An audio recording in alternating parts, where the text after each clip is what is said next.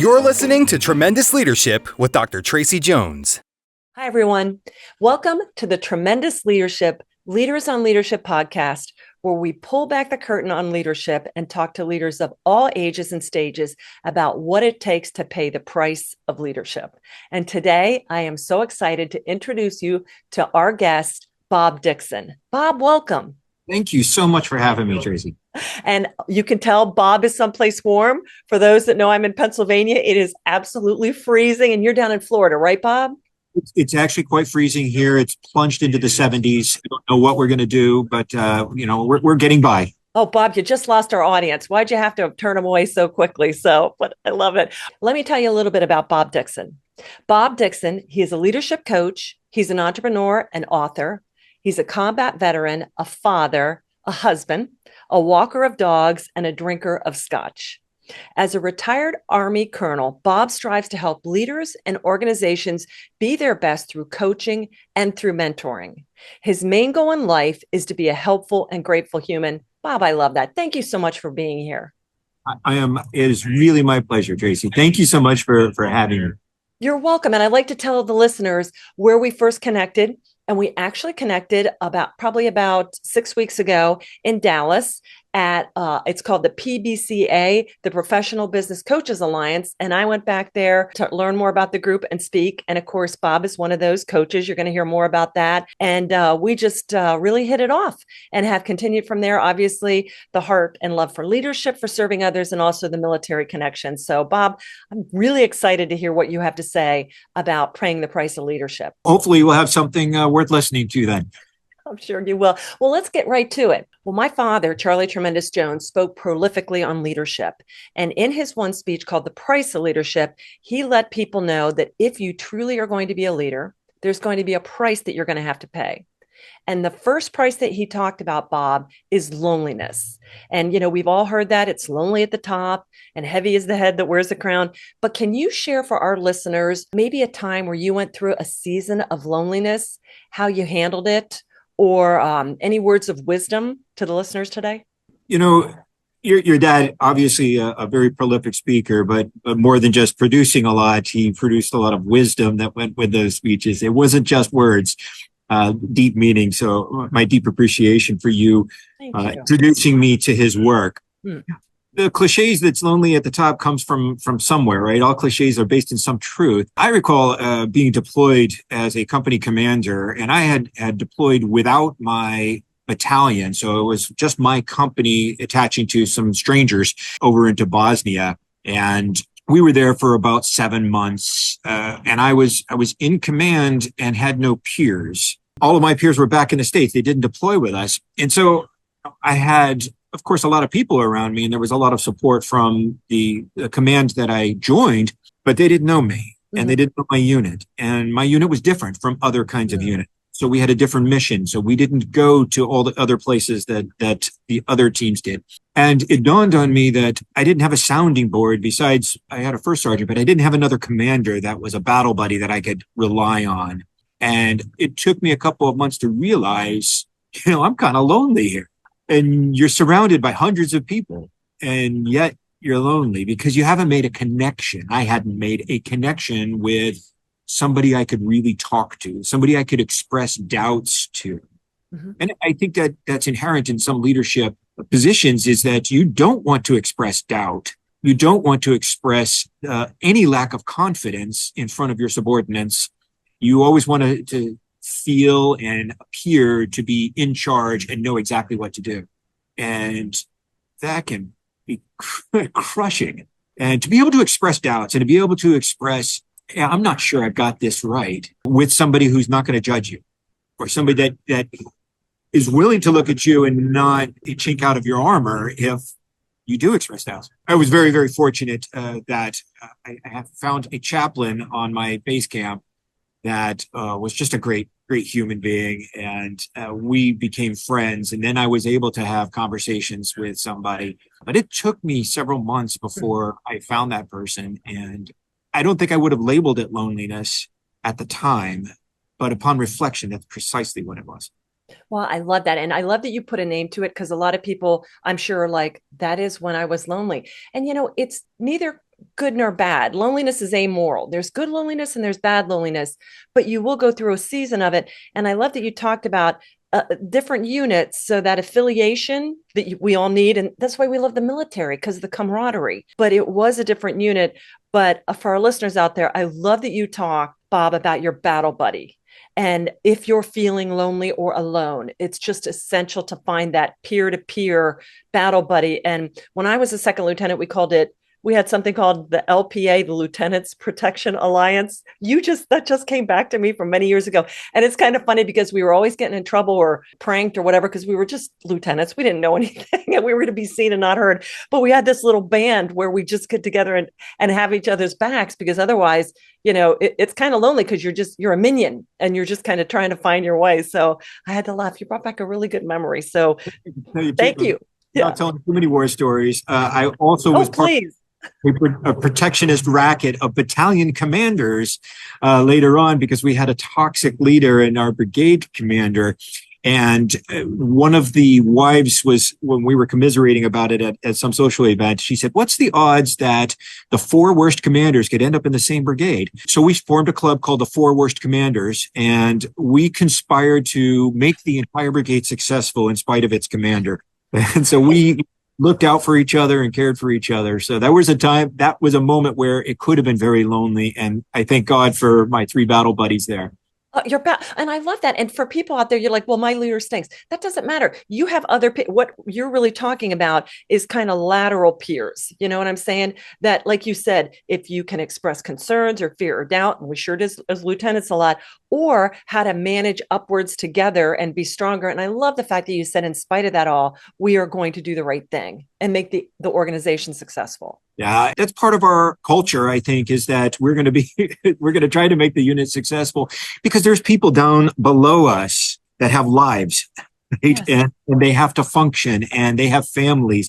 And if the entire culture is going to be toxic, they're going to bring that home. The entire community is going to suffer. Mm-hmm. We have an opportunity as peers and as friends and as professionals to step in and say, you know what, the pain stops here. Let's fix that for the people that work for us. I love it.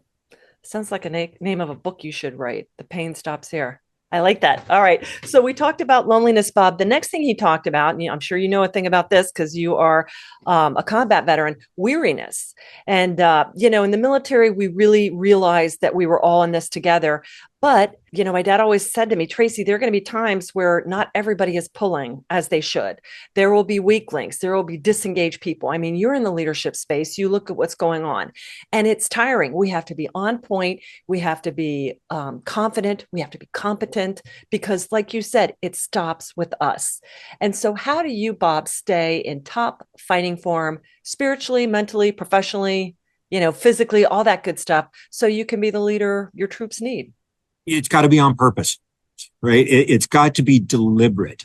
And a lot of us have physical fitness programs, particularly in the military. Like, they're going to make you show up at 6 o'clock in the morning. So you have a forced function to it. But as a leader outside of the military and as a retired military officer, I didn't have that structure anymore. So being very deliberate about, okay, hold on, I have to have a program of some kind for my physical fitness, but let's not stop there. Let's be deliberate about all the kinds of fitness: emotional fitness, mental fitness, spiritual fitness, relationship fitness. Because one of the first things that busy people do is they start cutting off help for themselves, that self-care. We get busy and we're like, I could run that extra mile tomorrow and I could buy myself half an hour today to do more work.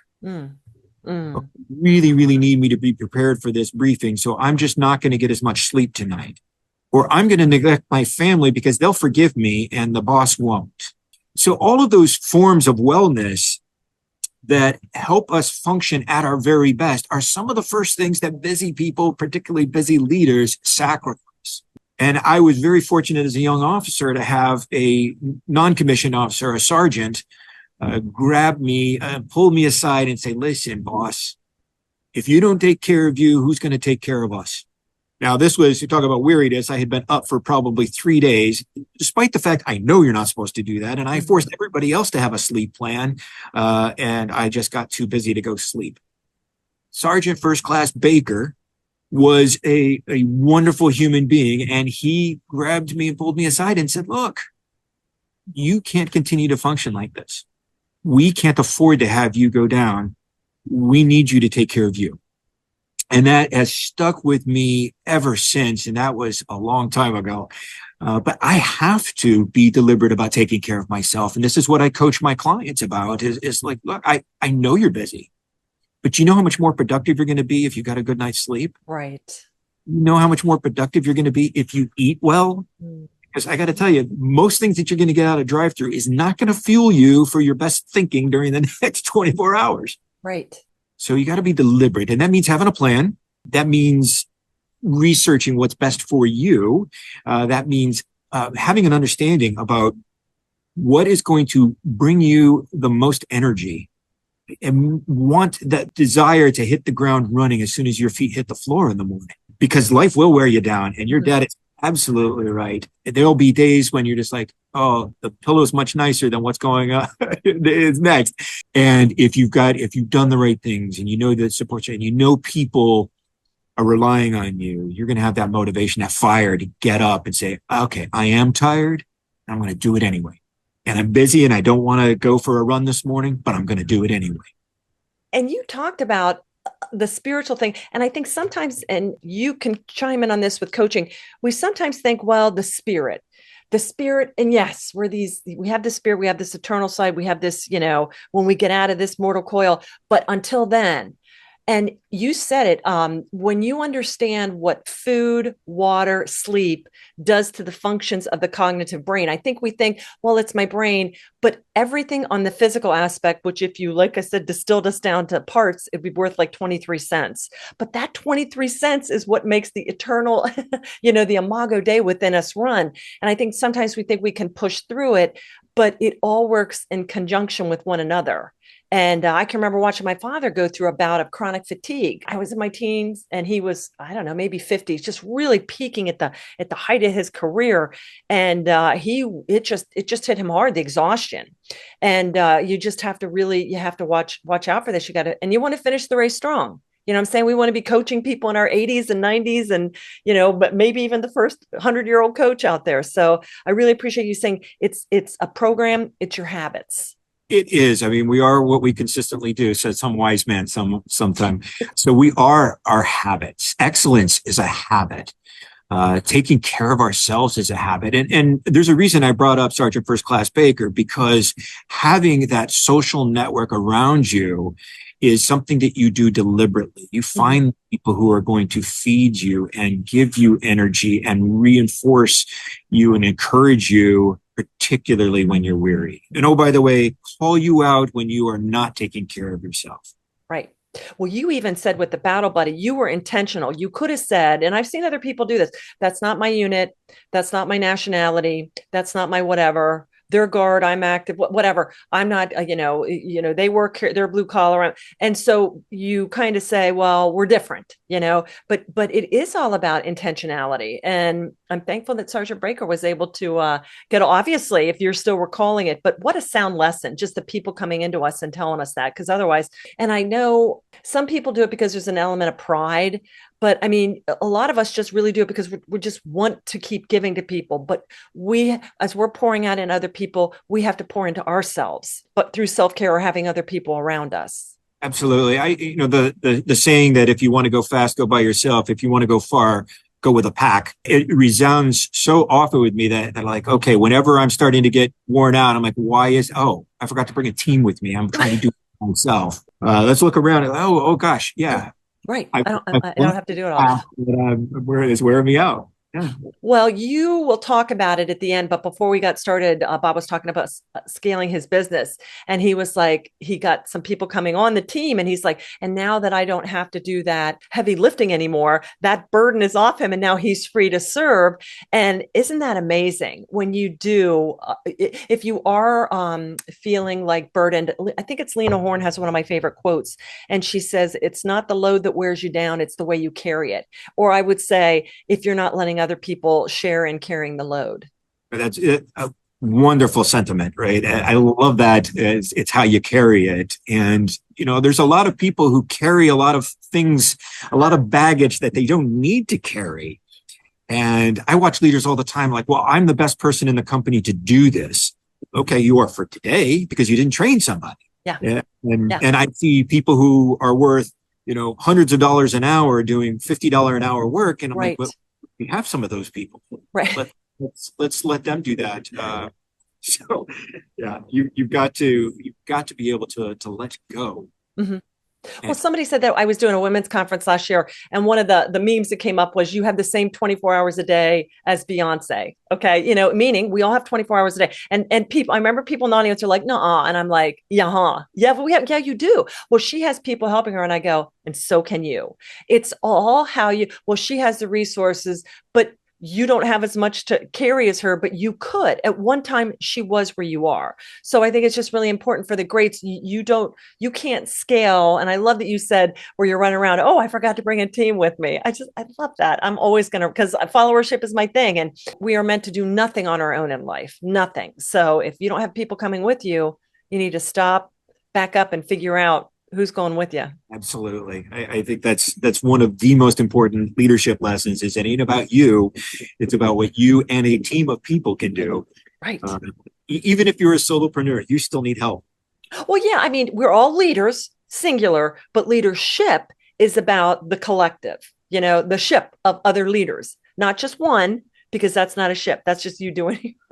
I mean, I was like in my mid 50s and I'm like, oh, I'm a leader, but I'm not really doing leadership. And I was like, oh my goodness, so I say that, but it's kind of a thing when you really embrace it, then you're like, because look, we have our stuff squared away. We went into the military, we run a tight ship, we're high and tight haircuts and all that stuff. And our boots are shiny and we have our creases and stuff like that. That's being a leader. Self-discipline, but leadership is where you are growing other people like you and bringing whatever somebody brought out in you and other people. So it's just, and that gets rid of the loneliness and the weariness, Bob, since you brought it up.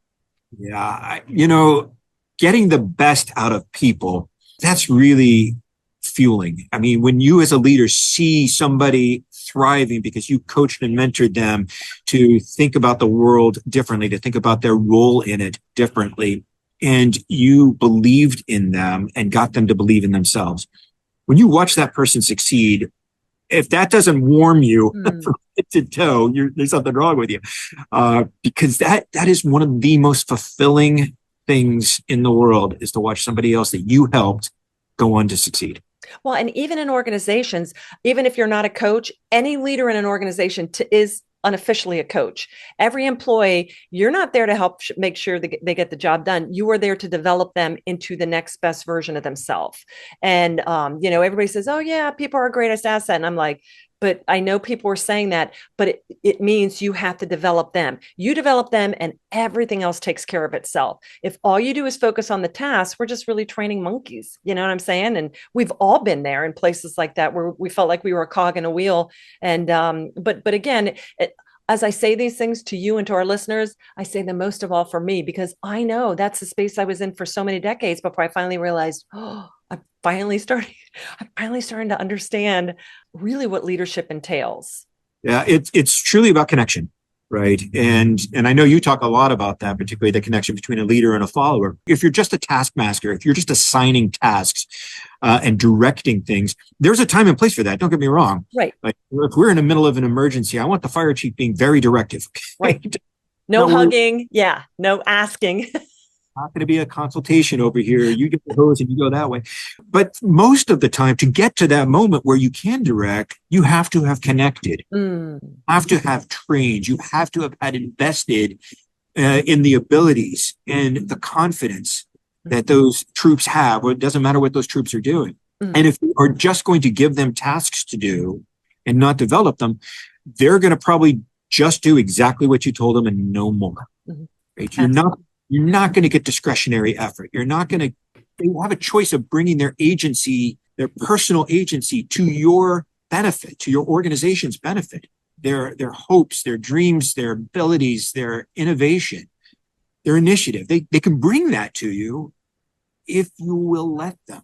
if you will inspire them, if you connect with them and give them a reason, a purpose to bring their best for you and your organization. That to me is really the essence of the leadership piece of it. Absolutely. So well said, Bob. Okay. The next thing my father talked about was abandonment. And, we hear a lot of this fear of abandonment, or you love dogs, so do I, abandoning a pet. But that's not what he's talking about. He says abandonment is doing what you need and ought to do, rather than what you like and want to do. And it's like you were talking about was he a first sergeant or Sergeant Major Baker? Oh, yeah. First class. He was my operations sergeant. SFC. Okay. Baker, he told you what you needed to hear, not what you wanted to hear. And so Charles always said that abandonment is being very focused and being very singular, because he's like, Tracey, if you did billable hours in a day, you probably would have more hours in the failure column than you would in the success. And so we have to be very intentional about it. So how do you stay really focused, Bob? Because I'm sure you get a lot of people coming to you for help. But as you said, you're at this level, you have other people to do this, or other people that it's really not even your burden that you should be going towards. How do you stay focused? Yeah, I keep getting reminded of Warren Buffett said that the difference between the most successful people and the less successful people is the ability to say no. And sometimes no is a complete sentence. Right. And for those of us that are givers and carers, that's very, very difficult. And I can't tell you how much coaching I gave away my first, and I still do. I also have an accountability team now that says, excuse me, we were sending a bill for that, right? Staying focused and not abandoning the core is a constant reminder. You need to have some mechanism, whether it's a person or a token. It doesn't matter what it is. There's got to be a reminder so that you say, for me, I have 3 key words that I think about that represent the best of who I am and keep me focused on what I need to be successful. And I have those words printed on my wall in my office. I have a bracelet that I wear that has those 3 words on it. I get a random text from my own marketing system that texts me a couple of times a week with those 3 words to remind me that I have to stay focused, I have to play big, and I have to follow through. That's how I stay focused on who I am, the best of who I am. And in some cases, those are aspirational, because I'm not always focused and I don't always play big and I don't always follow through. But if I remind myself often enough, then I will. And part of that is just, let's remind ourselves what the core mission of this business is. Let's remind ourselves what the core mission of Bob is. And if you don't remind yourself, you will let it go to the back burner, and eventually it'll slide off and it will be like, well, yeah, I've got a mission statement somewhere around here. Let me go. It's probably in a folder somewhere. Yeah, remind yourself consistently and constantly. And it is, I think people think because, well, it's us, how can we forget it? It's part of us. But you're right. It's like love. It has to be tended to. And freedom. It isn't free. I mean, these things like your aspirations must constantly be fed. You have to keep the invasives away, and the time sucks, and the negativity and the doubt, and you have to stay fed. And because otherwise we start to creep, we start to fall out of love. We start to get a little confused.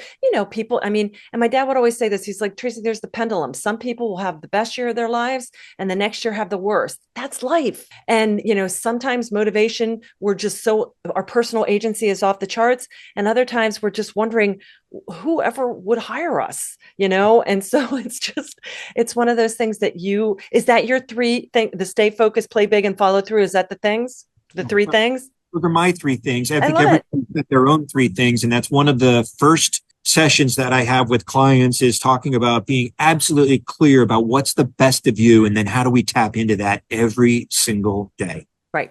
Well, and I love that you put a verb and a noun. Kevin McCarthy, he's one of our authors, and he does the On Purpose Life. And he says that you should be able to distill everything in your life down to like a verb and a subject. Like spark would be igniting greatness. And as a researcher, discerning truth. So you have this verb and this noun. And when you put that, and then everything emanates out from that. Now you got to stay, because I can pretty much put anything into play big and follow through. But like you said, I love, that's why I love the hedgehog principle of Jim Collins. It also has to drive your economic engine. Otherwise it's a hobby. So, we want to do well and so we can share our wealth, the righteous use of wealth and all that stuff. But I digress. But I love that you really distilled that down. I think that's very helpful for our audience. And I often go back to that. People are like, well, how do you know what books to publish or who to have in your podcast? And I'm like, they fall under this umbrella. If they help somebody else live a tremendous life, and are in core with our value congruence and a synergy,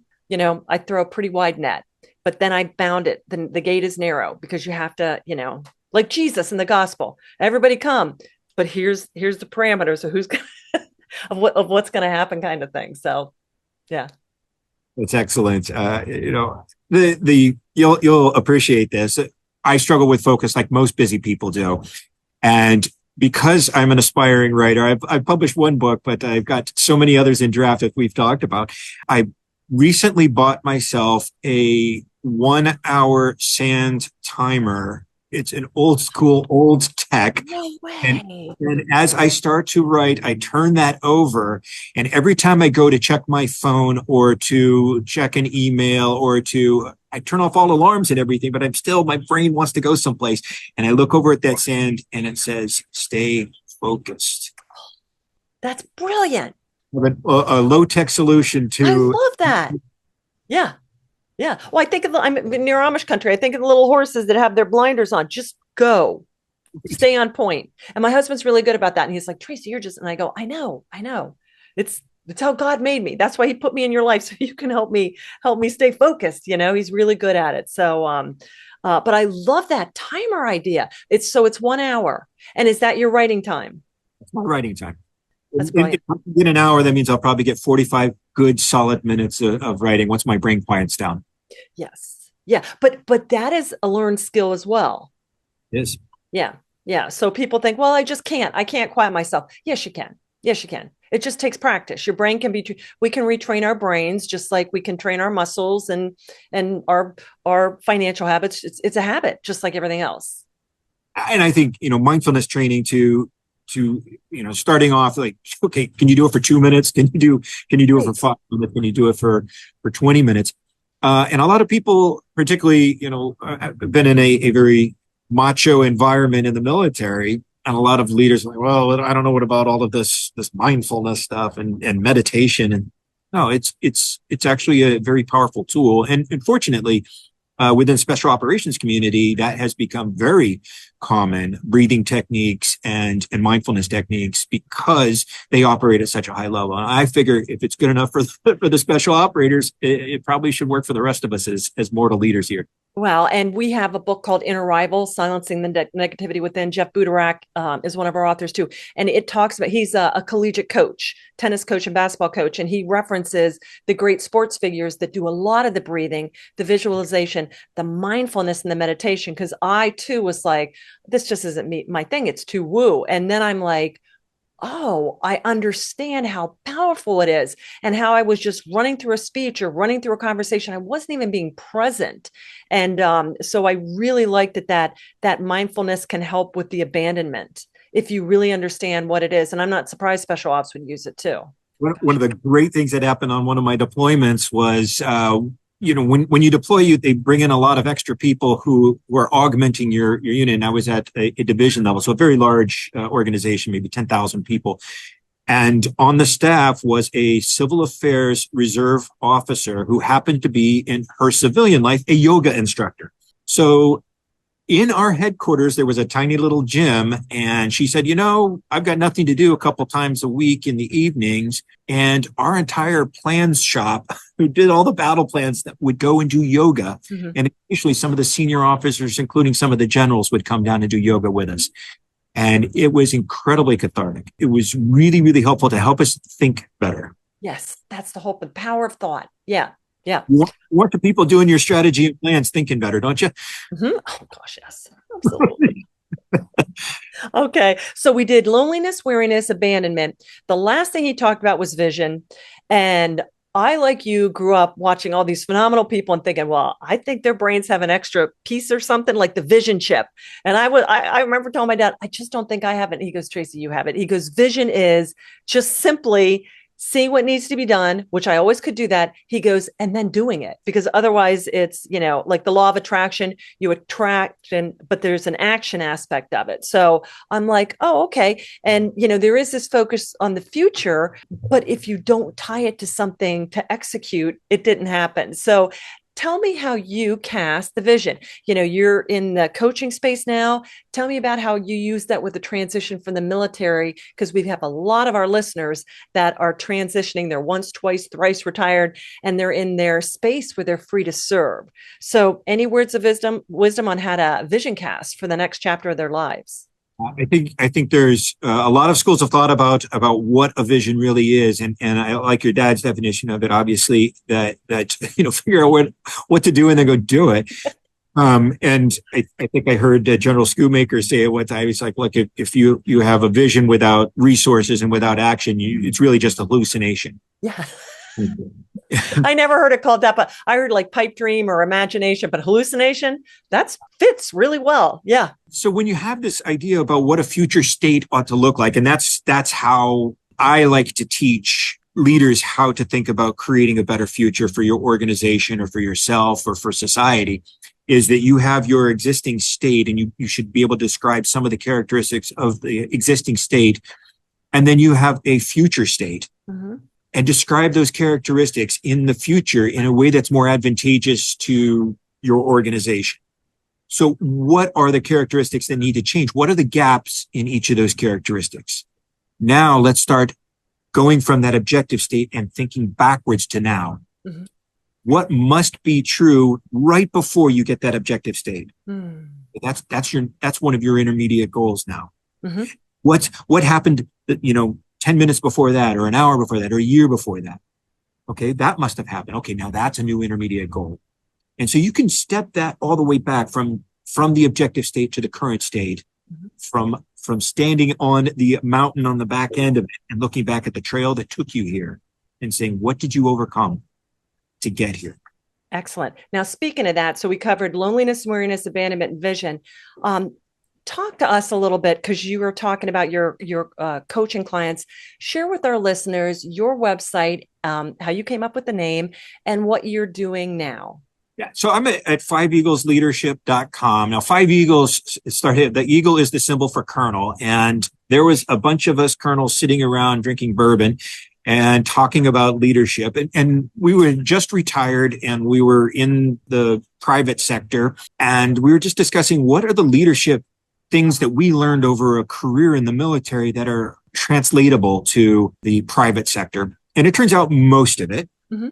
almost all of it translates. You lead because people are people. You lead the same way. You do have to clean up your language a little bit when you go to the private sector. It turns out the military functions primarily on sarcasm, and sometimes that doesn't translate to the civilian sector, but that's what's the conversation said. Wouldn't it be great to put together a workshop where we had 5 colonels, 5 Eagles in a corporate setting? We'll do a corporate offsite, and we'll talk to them about 5 different leadership principles. Mm. And we've done that a couple of times, but what it came down to was people wanted to follow up, and we're like, oh yeah, we could actually do coaching. And not just do a presentation, as we can actually help organizations over time instead of episodically. And, one of the things, it's great to go to conferences. It's great to go to a great speech and to listen to something that's inspiring. But if you don't have follow through, mm-hmm. you're going to go back to the next one and go, I heard a lot of good stuff, but none of it stuck. Mm-hmm. Well, with coaching, now I'm going to come back next week and we're going to talk about it again. And I'm going to go back the week after that. And I'm going to ask how we're doing on it. And I'm going to be napping at you until we get it done. So we formed a coaching circle that was 5 Eagles, and different Eagles from different services now that are doing lots of different things: executive coaching, business coaching, life coaching, lots of opportunities for people to learn and grow and be their best selves, and to learn from somebody who's been there and led at probably the most intense level. Mm-hmm. We've got some very interesting folks, special operations folks, some engineers, Navy pilot. So lots of interesting people that have walked a lot of different paths, but come to some of the same conclusions, namely that the first and most important thing as a leader is to be very clear about who you are and what your values are. And everything after that's going to be gravy. Mm-hmm. Boy, you got that right. Yeah. So when you coach, I know you said you go into organizations. Do you do individual personal coaching too? I do. In fact, I've started shying away from doing the business and group coaching and only do one-on-one coaching now. Okay, good. I still have my existing clients and I won't leave them. So if they happen to be listening to this, don't worry about it. I'll be there on Wednesday. But I have found that the personal connection with a single leader one-on-one is most effective for me, for my style. There are some that want leadership coaching for their entire team, and we have team members that specialize in exactly that, and they're better at doing that than I am. I'm happy to have them serve our clients in that way. Well, and I love that you're building this team, and it is, everybody has their zone of genius, what they're good at. And like you said, the leader has to know themselves, but just like you just said, now you started in that space, but now you've got the clarity and this is where you're free to best and your highest calling. And that's what vision is too. And as you sometimes, if you don't know, and my dad would always tell that to me, he's like, Tracey, if you're not sure, just start doing stuff. And then you'll either catch the passion or somebody will look at you and go, man, you're really good at that. Or you'll go to bed and be like, the time flew. Or else you'll go, you know what? I'm good at this, but there's other people that are way better at this than me. And so I love that you've gotten that clarity and that you're doing this. And we'll have out there for our listeners how they can get in touch with you. And then also, Bob, you talked a little bit about growing your organization for additional coaches. What if there's some people transitioning out of the military and looking to get in this space? Because I know a lot of people want to take what they have learned. And that's the whole Tremendous Leadership family is all about that and pouring that into others. Can they reach out to you as well? Well, absolutely. And that is one of our goals, is to be a talent pipeline for those people who served in uniform and probably enjoyed, if they're like me and like my coaches, the best part of serving was coaching, teaching, and mentoring leaders and helping people be their best. And if you want to still do that, and you want to do it part-time, you want to do it full-time, there's a place for you. We would love to connect with you and find out if this is something that you really want to pursue. And then we can put you on a path to being able to do it. That's exciting. All right. And I'll put all the details in there for our listeners. Just check it out. Bob, anything else that you would like to share regarding the leadership space and paying the price of leadership before we wrap this up that we haven't already touched on? I think there's a component of leadership that, everybody in goes through one of our programs.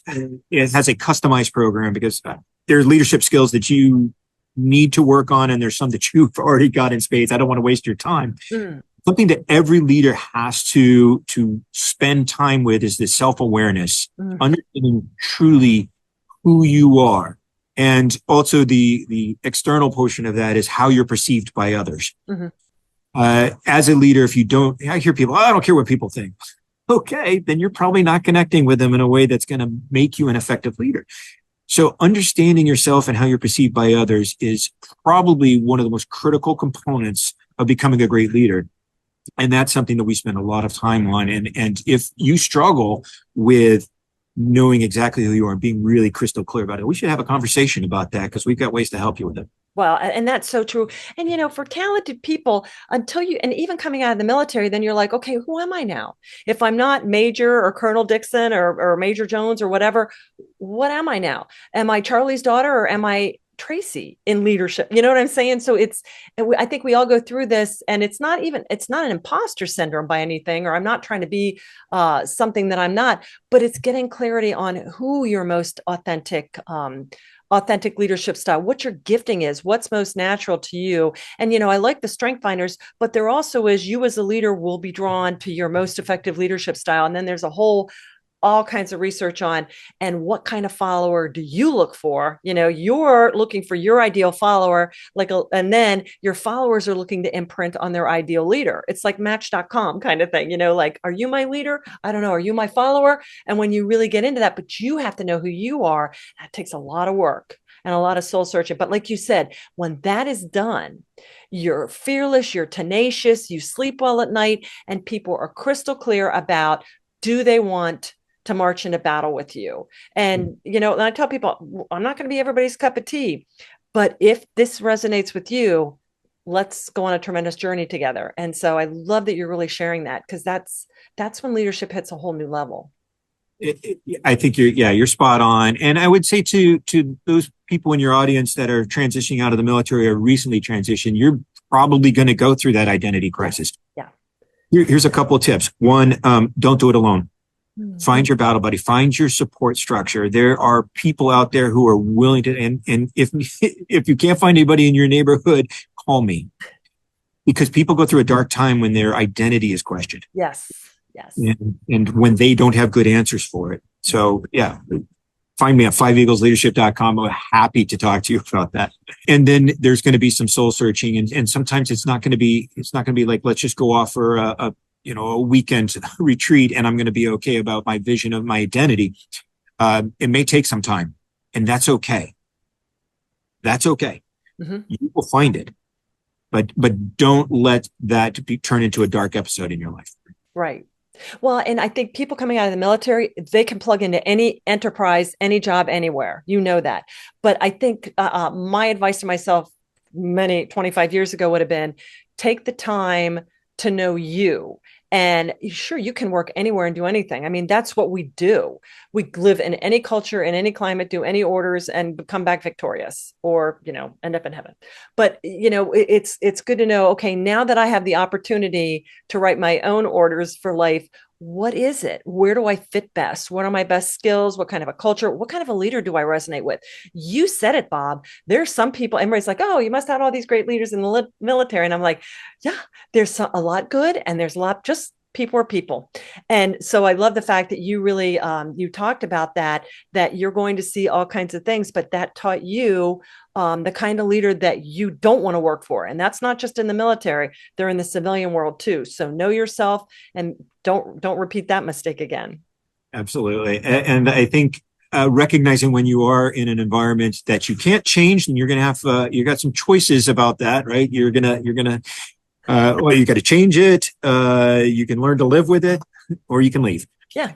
Yeah. Well said. And that's the very mature thing. And that's what I tell people, but the more you know yourself, you may look at things and go, oh, or you grow, you pivot because you outgrown this season, or like you said, you got this clarity on the coaching now that you don't want to do as much this way where it started, but you had to go through that because you wouldn't have known that your one-on-one individual leadership, you wouldn't have known that until you did the other stuff. So yeah, nothing's ever wasted in our lives. It's from your dad's advice, isn't it? Just do something. Just do something. Do something, and you'll find that there's things that bring you joy, and usually those are things that you're good at. I do always caution against the just follow your passion advice, that most people are passionate about things that are hobbies as opposed to the professions, but things that you're good at, you will find that bring you joy.